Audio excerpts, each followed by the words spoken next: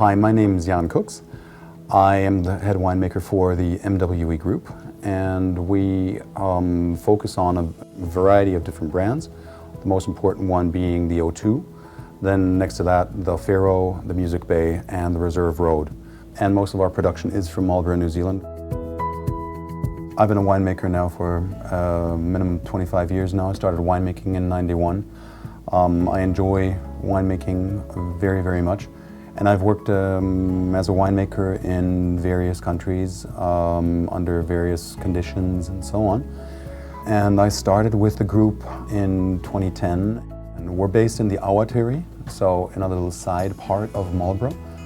It's very rare in today's winemaking community to find a winery or a setting that is so very much the subject to the elements. And being the new kid on the block, let's put it that way, you basically have to come up with something that sets you apart from what's happening. We've been able to capture that in our setting with the way our vineyards are laid out. They're very close to the sea. We have, on an average day, we have somewhere between 40 and 50 km/h winds.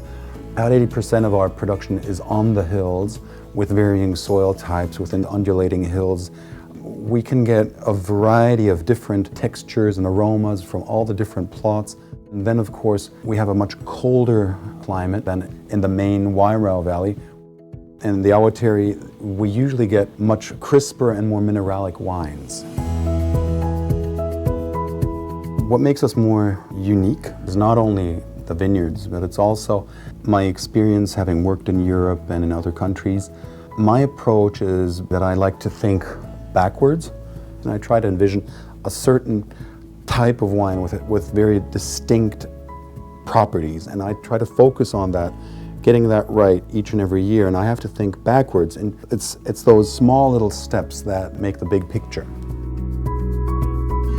We work on different blocks, and each block produces its own characteristic, has its own story throughout the vintage. Our viticultural team plays an important role in that, and it's not only the winemaking, it's a little bit of working together, and so we can get blocks with a lot of green characteristics and yellow characteristics. I'm talking about passion fruit, pineapple, peaches, but at the same time, we also get the red characteristics, like let's say something like strawberry, raspberry, a little bit of red grapefruit, which is extremely rare. The other thing that makes our brands very, very well received is that we try to develop different product brands and labels.